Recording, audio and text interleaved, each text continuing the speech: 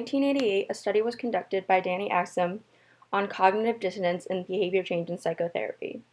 According to the cognitive dissonance theory, individuals tend to seek consistency between their cognitions, such as attitudes, thoughts, and feelings, and behaviors, and when there is an inconsistency between the two, which is also known as dissonance, individuals make an effort to decrease that dissonance by making a change in either their cognitions or behaviors.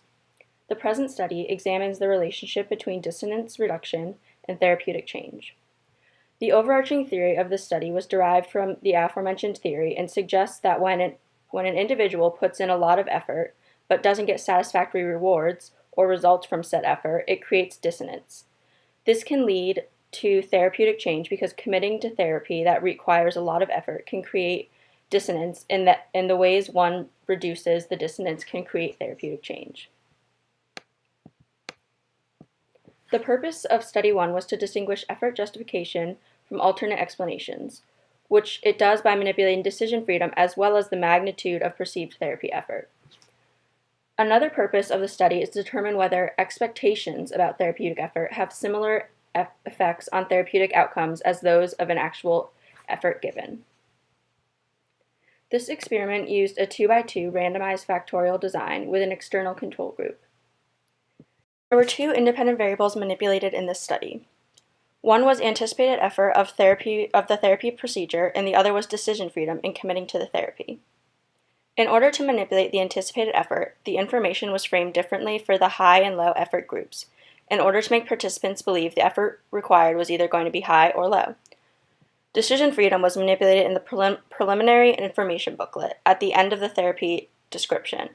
A notice was added for high choice subjects asking if they want to continue and reminded them that they were not obligated to participate. For the low choice subjects, this was left out. The prediction of the first study was that participants with a higher anticipated effort would lead to greater reduction in the individual's fear of snakes, but only if they had a high decision freedom.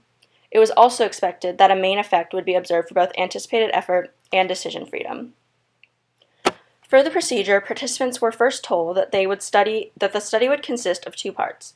The first part would be where the procedures of the study were explained, followed by a second part, which would be a group session with two new subjects.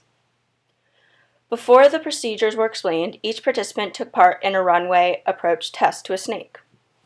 Participants were then given preliminary information booklets, which explained a therapeutic procedure of reciprocal inhibition for dealing with snake phobia.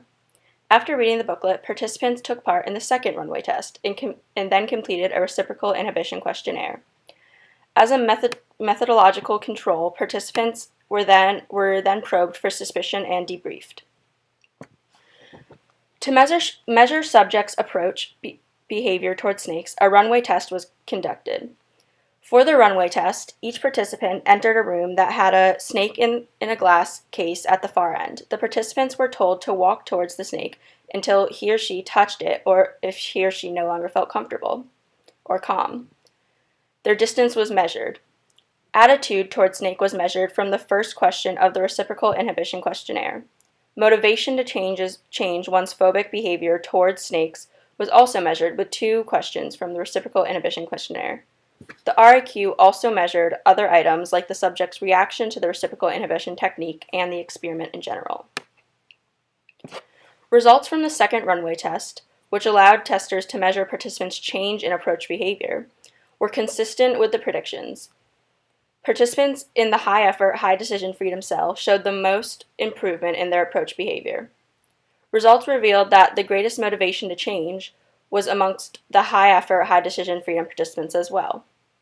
The results of the study suggest that one's expectations about the therapeutic effort can produce change in behavior that are similar to actually carrying out the effort. This is significant in supporting the accuracy of the effort justification theory in relation to the cognitive dissonance theory.